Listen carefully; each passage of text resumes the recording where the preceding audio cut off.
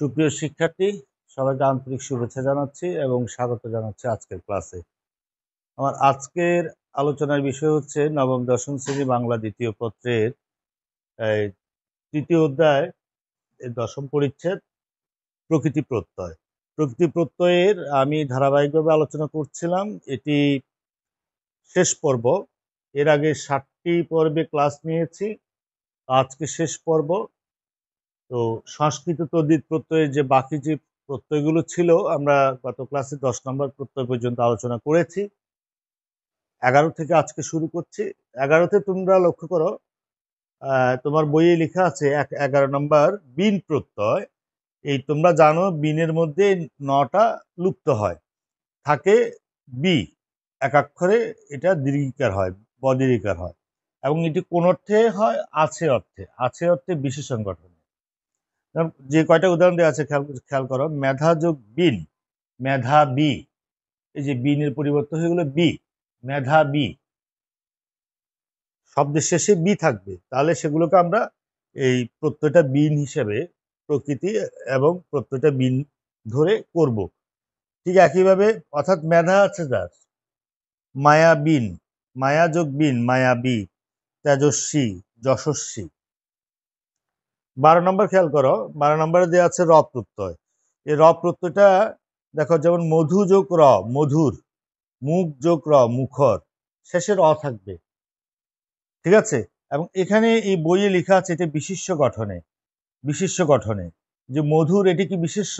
নয়। মুখর, এটি কি বিশেষ্য? না। তাহলে এই কথাটা ভুল হবে, এখানে হবে বিশেষণ। বিশেষণ গঠনে, বইয়ে লাল কালি দিয়ে দাগ দিয়ে রাখো, বিশেষণ গঠনে, বিশেষ্য নয়। ঠিক আছে? এরপরে 13 নম্বর দেখো, ল প্রত্যয়, এটিও লিখেছে বিশেষ্য গঠনে। এটি বিশেষ্য গঠন হবে না, এটি হবে বিশেষণ গঠনে, বিশেষণ। দেখো, শীতল, শীত যোগ ল, শীতল, বৎসল, বৎস যোগ ল, মাংস যোগ ল, এটা আছে অর্থে। আছে অর্থে বিশেষণ গঠনে সাধারণত ল প্রত্যয়টা যুক্ত হয়। যেমন মাংসল, মাংস, মাংস আছে এমন অর্থে মাংস যোগ ল, মাংসল, শ্রী যোগ ল, শ্রী, প্রভৃতি। এরপরে আসো, এরপরে 14 নাম্বার স্ন বা অপ্রত্যয়। তোমরা জানো স্ন বাদ যায়, থাকে অ, থাকে অপ্রত্যয় থাকে। তো এটি, এই অপ্রত্যয়টা বিভিন্ন অর্থে ব্যবহৃত হয়েছে, সেটি এখানে আলোচনা করা হয়েছে। যেমন এখানে দেয়া আছে 4টি অর্থে, একটি অপত্য অর্থে, একটি উপাসক অর্থে, একটি ভাব অর্থে, একটি সম্পর্ক বোঝাতে। এই 4টি অর্থে অপ্রত্যয়ের ব্যবহার এটা দেয়া আছে, খেয়াল করবো আমরা। অপত্য কি? অপত্যটা হচ্ছে, তোমরা জানো, যেমন অপত্য কোষ, একটা কোষ থেকে আরেকটা কোষের সৃষ্টি হলো অপত্য কোষ। তাহলে এটি হচ্ছে সন্তান বা বংশধর অর্থে অপত্য। যেমন মনু যোগ স্ন, মানব। এই মনুটা কি? মনু হচ্ছে ব্রহ্মার 14 পুত্র, ব্রহ্মার 14 পুত্র। সেই মনুর যে সন্তান তাকে বলা হচ্ছে মানব, বা মনুটাকে হচ্ছে আদি মানব, আদি মানব। ঠিক একইভাবে যদুর পুত্র যাদব, যদু যোগ স্ন, যাদব, এটি অপত্য অর্থ বোঝাচ্ছে। যদুও হচ্ছে একটা পৌরাণিক রাজা, হ্যাঁ, যদুর পুত্র যাদব। আর এটি তোমরা জানো যে নিয়মটা, জ জ জর পরে আছে অ, অ থাকলে সেটা আ হয়েছে যা, হ্যাঁ, এরপরে দ আছে দ, উটা কি হয়? উ আর অ মিলে উ অ অব হয়। তাহলে যাদ অব, যাদ অব মানে যাদব। ঠিক একইভাবে মানব, এটা নিয়ম অনুযায়ী হয়েছে, এবং এটি কোন অর্থে? অপত্য অর্থে। এরপরে দেখো উপাসক অর্থে, যেমন শিব জ্যোৎস্ন, শৈব, ইকারটা উইকার হয়েছে, বৃদ্ধি হয়েছে। ঠিক আছে? তো এটি হয়েছে এই উপাসক অর্থে, শিবের উপাসক যারা শৈব। ঠিক একইভাবে জিন যোগস্ন, জৈন, শক্তি যোগস্ন, শাক্ত, বুদ্ধ যোগস্ন, বৌদ্ধ, বিষ্ণু যোগস্ন, বৈষ্ণব, এগুলি হচ্ছে উপাসক অর্থে। ভাব অর্থে, যেমন শিশুর ভাব, শিশু যোগস্ন, শৈশব। ঠিক আছে? গুরু যোগস্ন, গৌরব, এগুলো প্রায় পরীক্ষা আসে এখান থেকে, প্রায় পরীক্ষা আসে কোনটা কোন অর্থে ব্যবহৃত হয়েছে। শৈশব, গৌরব, কৈশোর, এগুলি হচ্ছে ভাব অর্থে। ঠিক আছে? তাহলে অপত্য অর্থে বুঝলাম, উপাসক অর্থে, ভাব অর্থে, এবং আরেকটা হচ্ছে সম্পর্ক বোঝাতে। যেমন পৃথিবী যোগ স্ন, পার্থিব, পার্থিব পৃথিবী সম্পর্কিত, এটা সম্পর্ক বোঝাতে, পৃথিবীর সাথে রিলেটেড। দেব যোগ স্ন, দৈব। চিত্র যোগ স্ন, চৈত্র।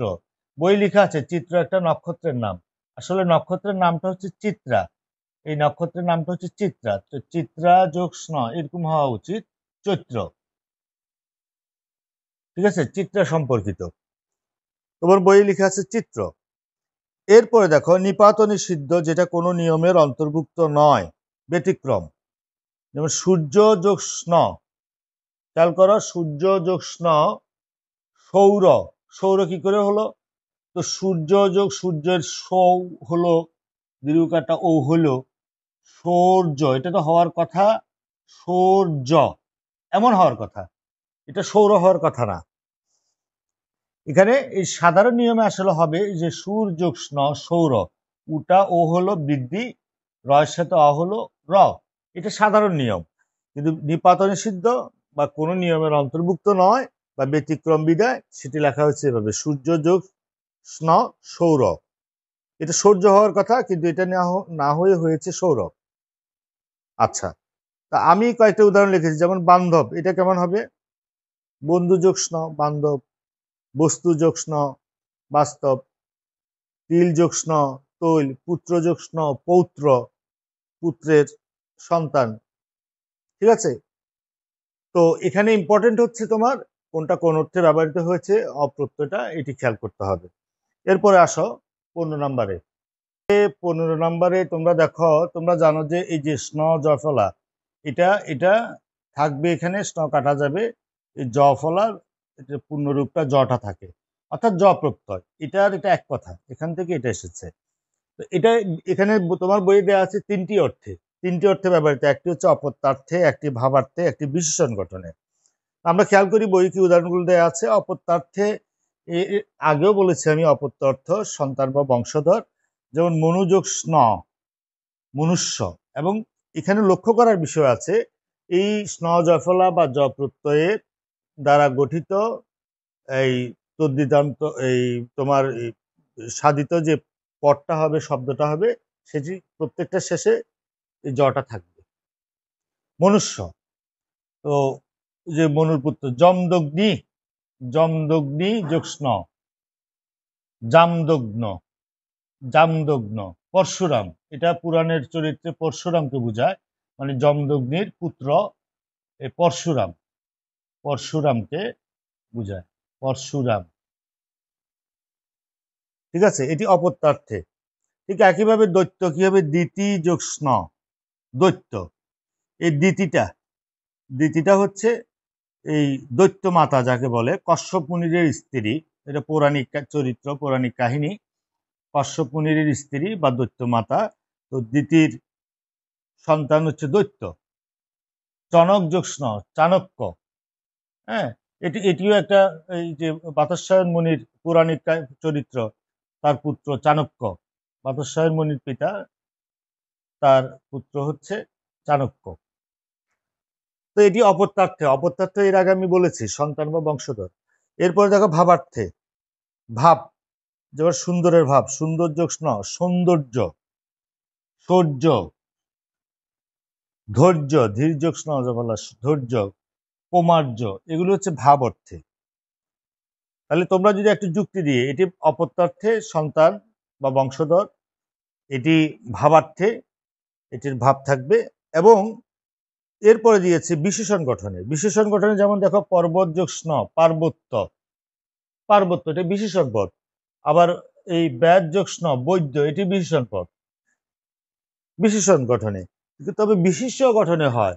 আমি কিছু শব্দ লিখেছি, এই যে লক্ষ্য করো তোমরা, শেষে জ বা জফলা থাকবে এরকম কিছু শব্দ, যেমন গ্রাম্য, গ্রাম্য, এটা কি হবে? গ্রাম যোগ মূল শব্দটা গ্রাম, গ্রাম যোগ জ, গ্রাম যোগ জ, গ্রাম্য বা স্নজফলা, আমরা সংক্ষেপে এটাই বলবো।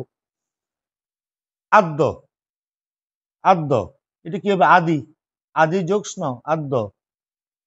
ন্যায্যটা ন্যায়, ন্যায় যোগ স্ন, ন্যায্য। বহি যোগ স্ন, বহি।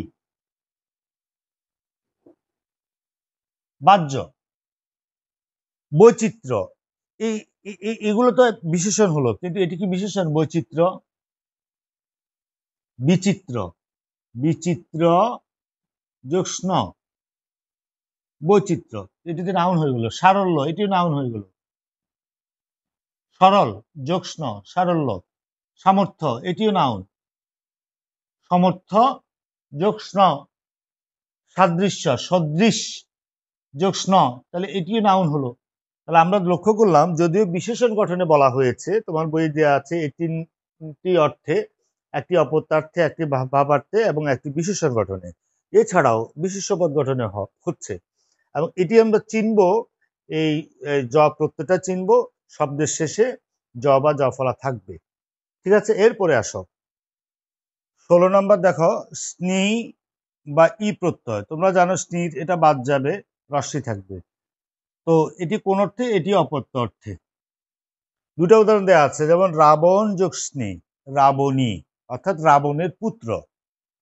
দশরথ যোগ স্নি, দাশরথী, দাশরথের পুত্র।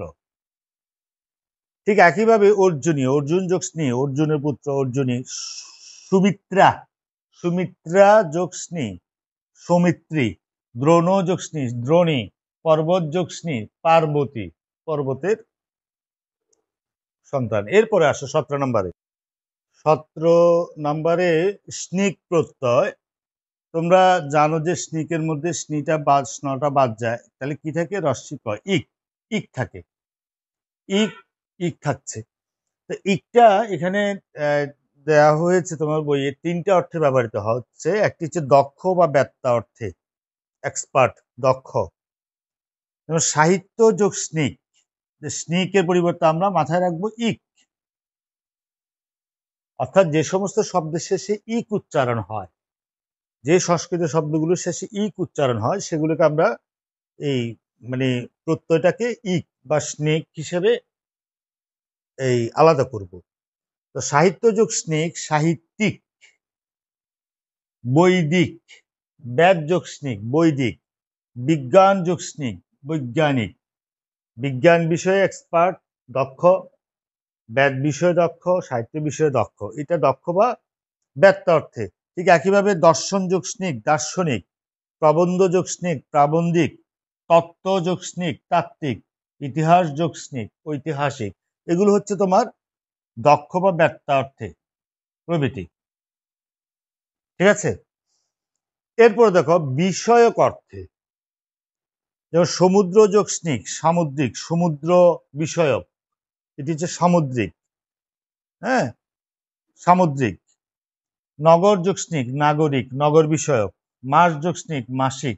ধর্ম যোগ স্নিক, ধার্মিক। সমর যোগ স্নিক, সামরিক, সমর বিষয়ক। সমাজ যোগ স্নিক, সামরিক, সামাজিক।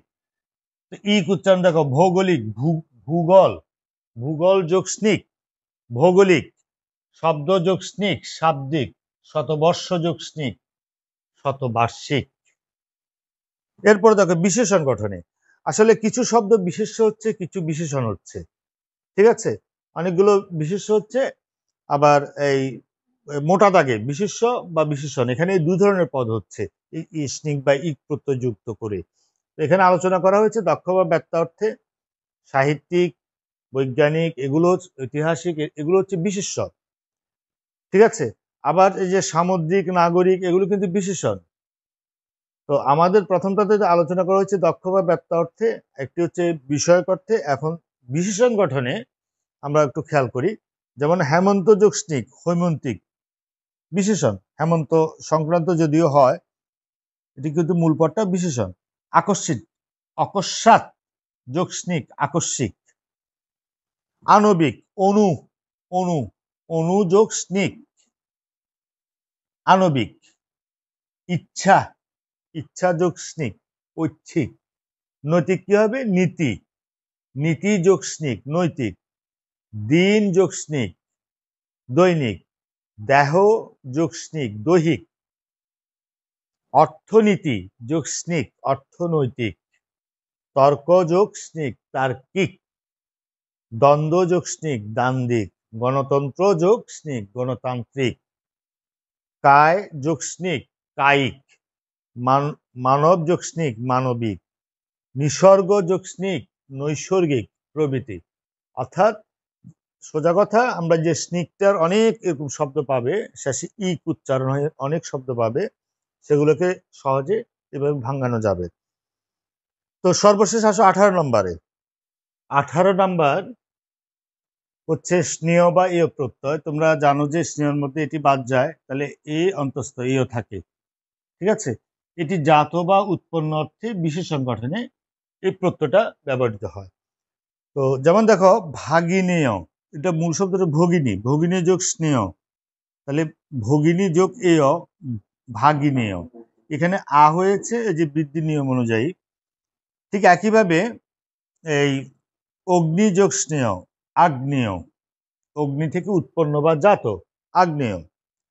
তো বিমাতৃ যোগ স্নেহ, বৈমাত্রেয়। অর্থাৎ এই সমস্ত শব্দের শেষে এওটা উচ্চারণ হচ্ছে। যেমন গাঙ্গেয়, গঙ্গা যোগ স্নেহ, গঙ্গা নদী থেকে, গাঙ্গেয়। আতিথেয়, অতিথি যোগ স্নেহ, আতিথেয়। ঠিক আছে, তো আমরা তাহলে এই যে আজকে আলোচনা করলাম সংস্কৃত তদ্ধিত প্রত্যয়ের 11 থেকে 18 নম্বর তোমার বইয়ে যে এগুলো দেয়া আছে, এই প্রত্যয়গুলি নিয়ে আলোচনা করেছি। তো আমার কথা হচ্ছে, প্রকৃতি প্রত্যয়কে আমি একেবারে 8টা পর্বে ক্লাস নিয়েছি। যেহেতু প্রকৃতি প্রত্যয়টা এটি অনেকের কাছে একটু কঠিন মনে হয়, দুর্বোধ্য মনে হয়। তো তোমরা এই 8টি পর্বকে যদি ধারাবাহিকভাবে দেখো, বইটাকে সামনে রেখে ক্লাসগুলো যদি ধারাবাহিকভাবে দেখো, আশা করি এটি সহজবোধ্য হবে এবং ভবিষ্যতে এটি কাজ দেবে। ঠিক আছে, প্রকৃতি প্রত্যয় নিয়ে কিন্তু তোমাকে আবার উচ্চ মাধ্যমিকে পড়তে হবে, পরবর্তী ক্লাসে পড়তে হবে। তো সুতরাং এখান থেকে আমি মনে করি যে 8টা ক্লাস যদি তোমরা ভালোভাবে শুনো এবং বইয়ের সাথে যদি এটি মিল করে যদি পড়ো, তাহলে তোমরা উপকৃত হবে। সবাইকে অসংখ্য ধন্যবাদ। আজকের ক্লাস এখানে শেষ।